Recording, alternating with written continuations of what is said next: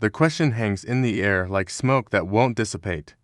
It's May 2025, and Tom Cruise sits across from an interviewer, his famous smile still capable of lighting up a room, those eyes still carrying the intensity that has captivated audiences for over 4 decades. The journalist leans forward, asking what should be a simple question for any father.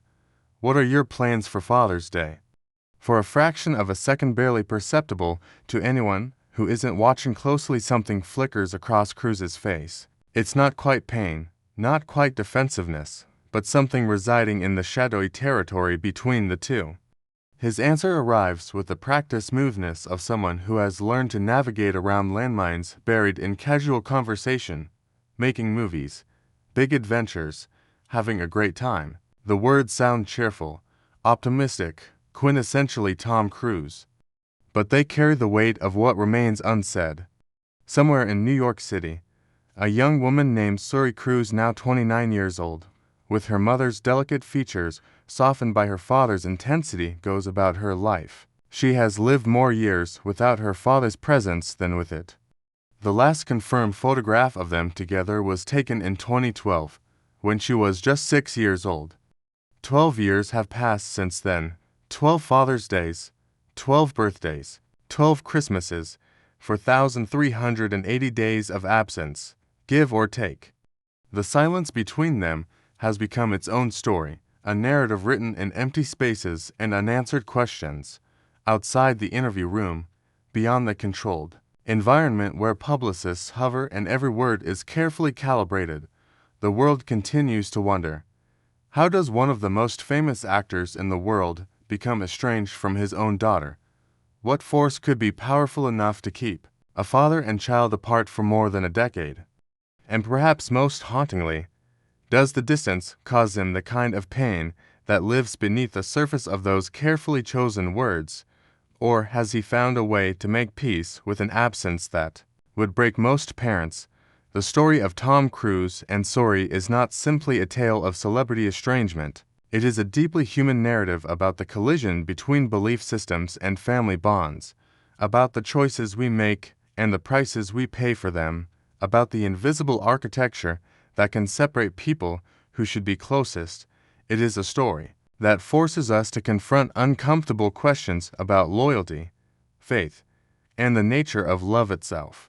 The man who would be everything to understand how Tom Cruise arrived at this place, a father separated from his daughter by more than just geography. You must first understand the man he built himself to be, brick by painstaking brick, from the rubble of a difficult childhood. Thomas Cruise Mapother was born on July 3, 1962, in Syracuse, New York, the son of an electrical engineer father and a special education teacher mother. The facts of his early life read like a blueprint for either complete failure or extraordinary success, with little room for middle ground. His father was, by multiple accounts, an abusive bully who moved the family constantly, making young Tom attend 15 schools in 14 years.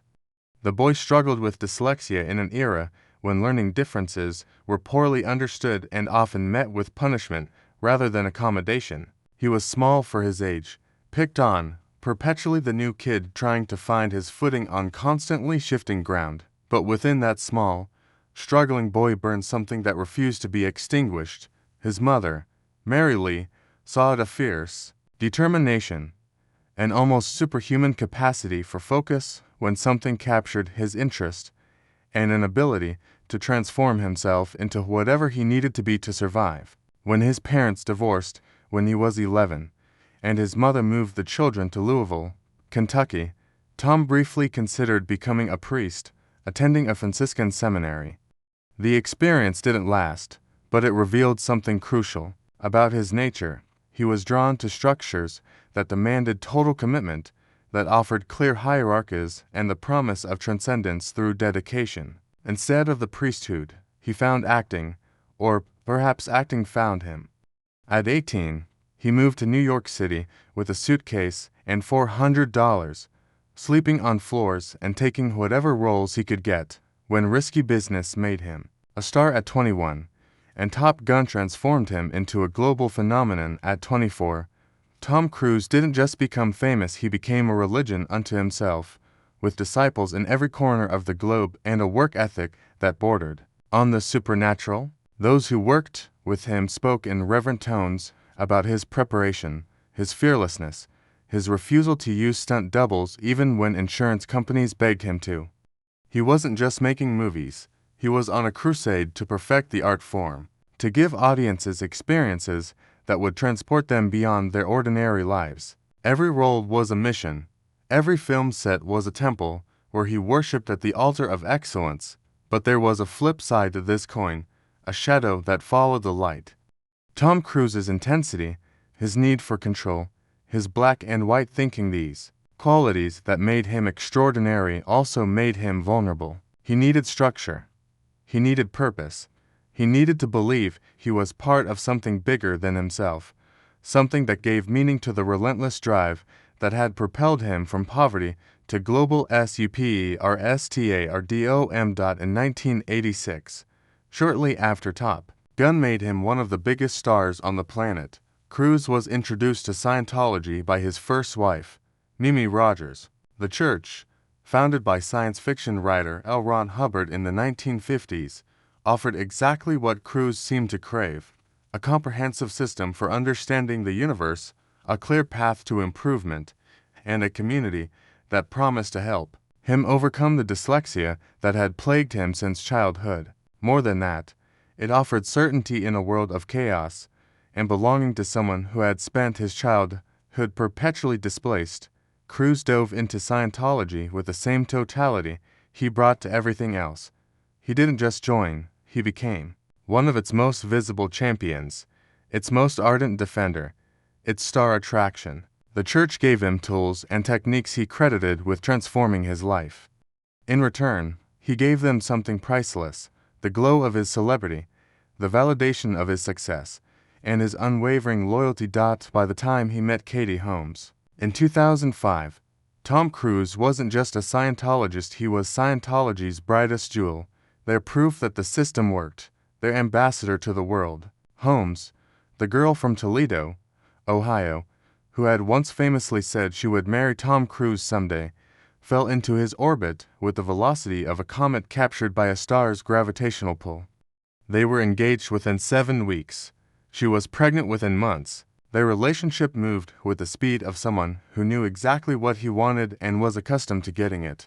When Suri was born on April 18, 2006, at St. John's Health Center in Santa Monica, the world watched with the fascination reserved for royal births. Tom Cruise was 43, Katie Holmes was 27, and their daughter arrived into a life of extraordinary privilege and scrutiny. The photos from those early years show what appears to be genuine joy: Cruise gazing at his infant daughter with something close to wonder, carrying her through airports, playing with her in parks, his face transformed by the softness that fatherhood can bring. But beneath the surface, tensions were building. Katie Holmes, despite her initial enthusiasm for Scientology, was reportedly grown uncomfortable with the church's influence over her life and, more importantly, over her daughter's future. In Scientology, children, not seen as innocent beings to be protected and gradually introduced to the world's complexities. They are viewed as thetans, eternal spiritual beings who have lived countless lifetimes and need to be treated accordingly, with the same expectations and responsibilities as adults. The implications of this worldview for parenting are profound and, to many outside the church, deeply troubling. The incident, when love collides with belief unraveling, began not with a bang, but with a whisper phone call made in secret. Lawyers contacted without fanfare, escape plans drawn up with the precision of a military operation. On June 28, 2012, the world woke to news that seemed to come from nowhere. Katie Holmes had filed for divorce from Tom Cruise and, more significantly, for sole legal custody of their 6-year-old daughter, Suri. The speed and stealth of Holmes's departure spoke volumes about what she feared. She had changed her phone number and email addresses. She had secured a separate apartment in New York City, far from the Scientology strongholds of Los Angeles and Clearwater, Florida. She had hired Dennis Wasser, one of Hollywood's most formidable divorce attorneys, known for his ability to handle complex cases involving custody and religious issues. The message was clear. This was not a typical celebrity divorce. This was a strategic extraction for Tom Cruise, who prided himself on control, on preparation, on always being 3 steps ahead. The blind side must have been devastating. Here was a man who did his own stunts, who scaled skyscrapers and hung from airplanes, who faced down every physical challenge with calm confidence, and he hadn't seen this coming. The woman he had courted with such intensity, married with such fanfare, and trusted with his heart had executed her exit with the precision of a special forces operation. The divorce papers told part of the story. Holmes cited irreconcilable differences and requested sole custody, with Cruise receiving visitation rights. But anyone familiar with Scientology's policies understood what remained unwritten: the Church's stance on those who leave or reject its teachings. In Scientology, there exists a practice called disconnection, a policy that requires members in good standing to sever all ties with those the Church deems suppressive persons or antagonistic to Scientology's goals. Holmes's attorney made it clear that protecting Suri from intensive Scientology indoctrination was a primary concern. Reports surfaced suggesting that Holmes feared Suri would eventually be sent to study at one of Scientology's facilities, where children as young as 6 or 7 could be enrolled in intensive training programs that lasted hours each day. The thought of her daughter being subjected to interrogation-style auditing sessions, or being taught that her mother was a negative influence if she left the Church, apparently became unbearable. The divorce was finalized with remarkable speed just 11 days after filing. Such velocity in a high-profile case suggested that both parties wanted to avoid a protracted public battle. The settlement's terms were confidential, but the outcome was clear. Katie Holmes received primary custody. Suri would live with her mother in New York, and Tom Cruise would have visitation rights.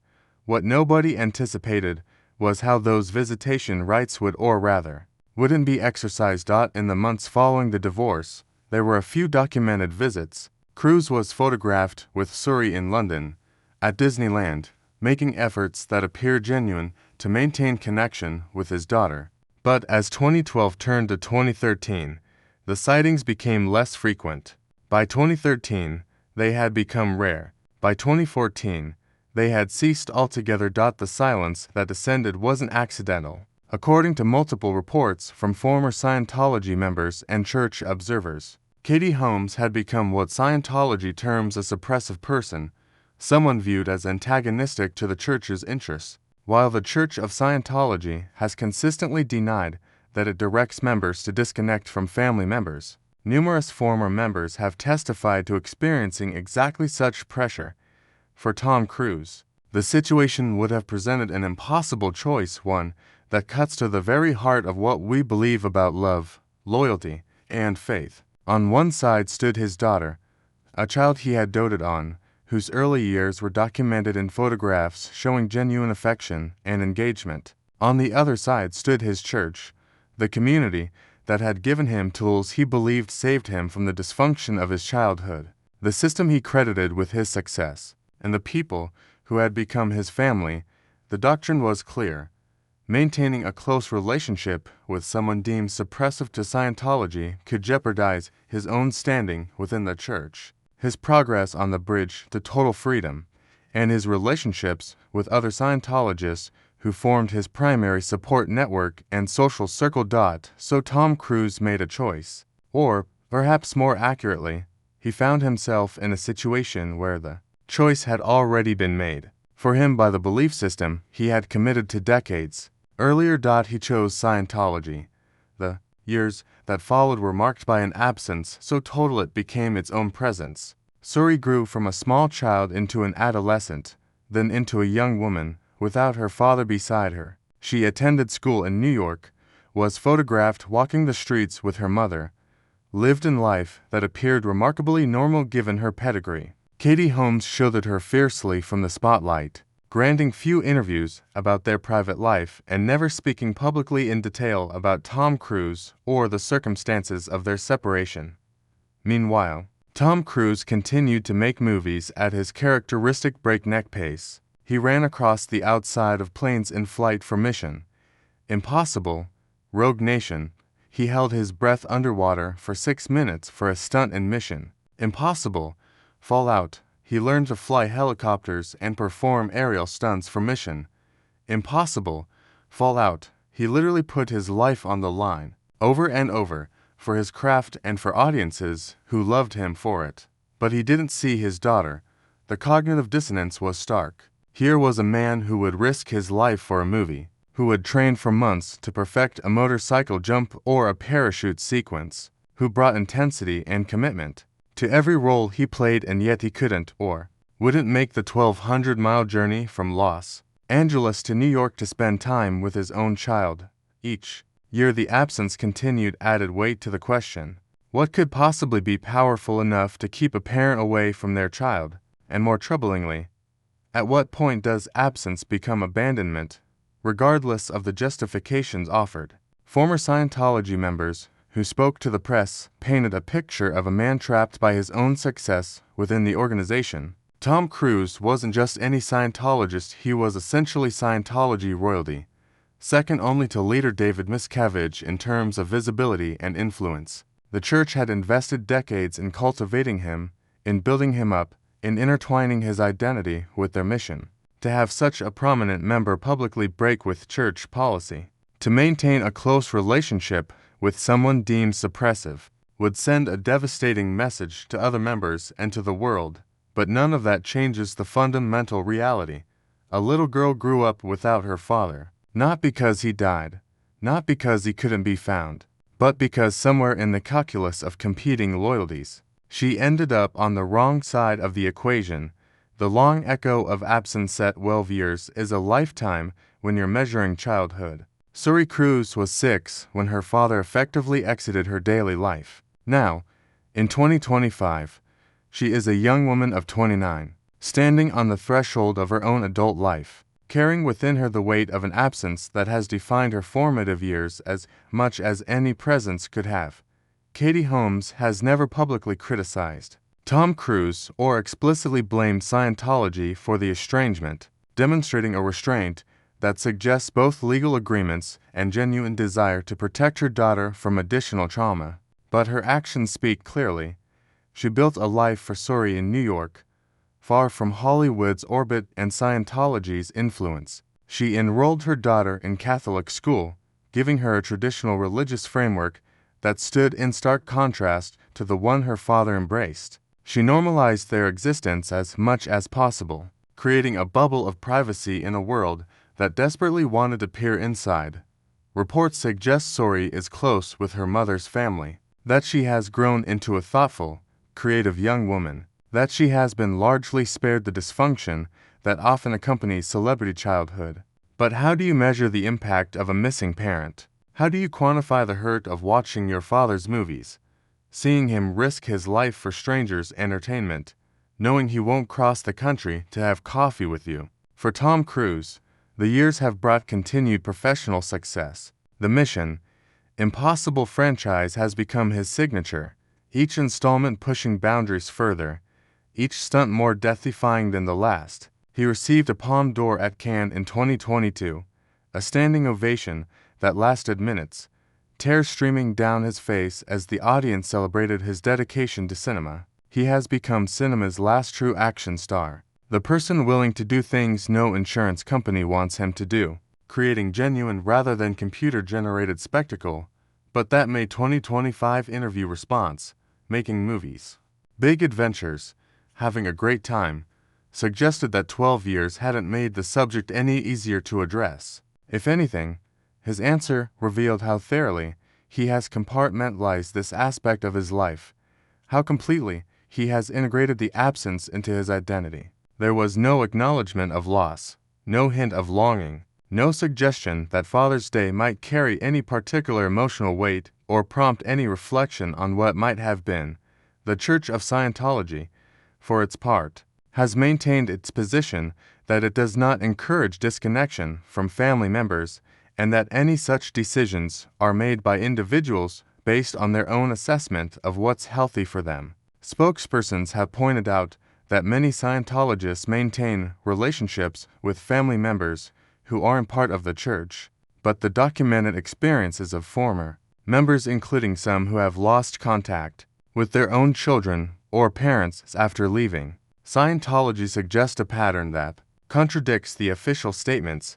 The public reaction to the estrangement has been complex. Some fans continue to separate the artist from the person, celebrating Cruz's cinematic achievements while finding his personal choices troubling. Others have become more critical, seeing his absence from Suri's life as a moral failing that overshadows his professional accomplishments. Still others view him with sympathy, seeing a man genuinely trapped between competing goods, unable to find a path that doesn't require devastating sacrifice. What nobody disputes is the tragedy at the core of the situation. Whatever the reasons, whatever the justifications, whatever the complications, a father and daughter who should be part of each other's lives have been separated for more than a decade. Birthdays have passed without calls. Graduations have happened without his presence. Life milestones that should be shared have occurred in isolation. Katie Holmes has occasionally, in carefully worded statements, spoken about the importance of protecting her daughter and ensuring she has a childhood filled with love, stability, and normal experiences. The subtext is clear. She believes she made the right choice in leaving and in limiting Scientology's influence over Suri, whether that choice required or necessitated cutting off contact with Tom Cruise entirely remains a subject of speculation and debate.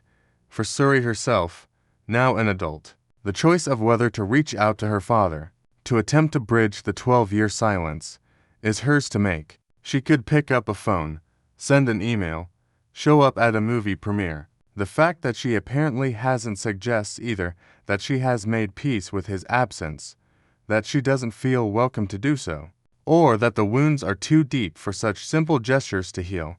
The weight of belief story of Tom Cruise and Suri forces us to confront uncomfortable questions about the relationship between belief and belonging, about what we owe to our families versus what we owe to our communities of faith, about the point at which loyalty becomes complicity. Religious history is filled with stories of families torn apart by competing belief systems, parents disowning children who convert to different faiths, children cutting off parents who they view as obstacles to their spiritual progress, communities shunning members who question doctrine or choose to leave. The human capacity to prioritize abstract principles over concrete relationships, to value ideological purity over messy familial love, is as old as religion itself. But knowing this doesn't make any individual case less heartbreaking. It doesn't make the distance between Tom Cruise and Suri Cruise any less tragic. It doesn't answer the question of whether there might have been another way, a path that allowed him to maintain his faith, while also maintaining a relationship with his daughter. Some former Scientologists who have left the church and subsequently reconnected with family members describe the experience as profoundly liberating, a removal of blinders they didn't fully realize they were wearing. They speak of understanding, in hindsight, how completely the church's worldview had infiltrated their thinking, how thoroughly it had reshaped their priorities and their definition of loyalty. Others who have remained in the church while maintaining relationships with non-Scientologist family members describe a constant tension, a tightrope walk between two worlds, but ultimately a choice to prioritize blood over ideology when forced to choose. Tom Cruise, it seems, made a different calculation. Perhaps he genuinely believes that his commitment to Scientology serves a greater good that justifies personal sacrifice. Perhaps he has convinced himself that the disconnection is temporary, that someday circumstances will change and reconciliation will be possible. Perhaps he has found a way to make peace with the absence, to reframe it as necessary rather than tragic. Or perhaps, late at night, when the cameras are off and the action sequences are complete and he's alone with his thoughts, he feels the full weight of what 12 years of separation means. Perhaps Father's Day, it actually filled with big adventures and great times, but with a grief he has learned not to show, a longing he has learned not to express, a loss he has learned to carry silently because acknowledging It might require acknowledging that the choice he made or that was made for him came at a price too terrible to fully examine. We don't know what Tom Cruise feels in his private moments. We have only his public statements, carefully calibrated and controlled, designed to reveal nothing that might be used against him or the organization he represents. We have only the observable facts: 12 years, zero public contact, a daughter growing up without a father who is very much alive and seemingly capable of being present if he chose to be. Humanity in the wreck-together is no redemptive ending to write here, no moment of reconciliation to celebrate, no healing to document. As of May 2025, the silence continues, the distance remains. A father and daughter exist in parallel universes, connected by biology and history, but separated by forces that neither seems able or willing to overcome. But perhaps there is still meaning to extract from this painful story. Lessons about the architecture of belief systems and the price of absolute certainty. Insights into what we risk when we allow any ideology, religious, political, or otherwise, to completely define our identity and dictate our relationships. Tom Cruise's story reminds us that fame and success offer no protection against the fundamental human struggles that define our lives. You can be the biggest movie star in the world, capable of feats that defy gravity and reason, admired by millions, wealthy beyond imagination, and still find yourself trapped by choices made years ago, unable to bridge the distance between yourself and the people who should matter most. It reminds us that the institutions we turn to for meaning and structure, churches, political movements, ideological communities, come with strings attached, sometimes invisible until you try to walk away or step out of line. The sense of belonging they offer is real. The tools and frameworks they provide can be genuinely helpful, but the price of admission may include surrendering the right to make certain choices, to maintain certain relationships, to question certain assumptions. It reminds us that children bear the costs of their parents' decisions in ways we often fail to fully acknowledge. Suri didn't choose to be born to famous parents, didn't choose to be caught in the crossfire between competing belief systems, didn't choose to have her childhood shaped by forces completely beyond her control. Whatever life she has built, whatever peace she has made with her circumstances, she did so while carrying a burden she never asked for, and perhaps most importantly, it reminds us that there are questions more important than the ones we typically ask celebrities. Not what's your next project, or how did you do that stunt, but rather, what are you willing to sacrifice for your beliefs? At what point does loyalty to an organization or ideology become disloyalty to yourself and the people you love? When the cost of belonging somewhere includes cutting ties with your own child, is it still worth paying? Tom Cruise will continue to make movies. He will continue to dazzle audiences with his commitment and his stunts. He will age, but seemingly never slow down, driven by the same ferocious engine that has powered him since childhood. His cinematic legacy is secure, but history will also record that he had a daughter named Suri, born in April 2006, and that at some point in 2012, when she was 6 years old, he effectively disappeared from her life. It will note the 12 years that stretched between them, the silence that neither seemed able to break, the absence that defined both their stories, and future generations, looking back, will ask the same questions we ask now. How could a father walk away from his child? What belief system could demand such a price? And perhaps most hauntingly, in the final accounting, when the movies are forgotten and the stunts fade from memory, what will matter more, the adventures he had or the relationship he lost? The answer, of course, depends on what you believe about the relative importance of earthly connections versus spiritual commitments, about the duties we owe to family versus the obligations we owe to faith. Tom Cruise has made his choice clear through 12 years of absence. Whether he has found peace with that choice, whether it haunts him in ways he'll never publicly acknowledge, whether he believes the sacrifice was worthwhile, these are questions only he can answer. Late at night, when the cameras stop rolling and he's left alone with the cumulative weight of 12 Father's Days spent making movies instead of memories with his daughter, the Distance between Los Angeles and New York is approximately 2,400 miles. A direct flight takes 5.5 hours. But some distances can't be measured in miles or minutes. Some gaps can't be crossed by any plane, no matter how fast it flies or how skilled the pilot. Some silences, once they settle in, become permanent fixtures, walls built one day of absence at a time until they're too tall to see over and too thick to break through. 12 years, 4,380 days, and counting.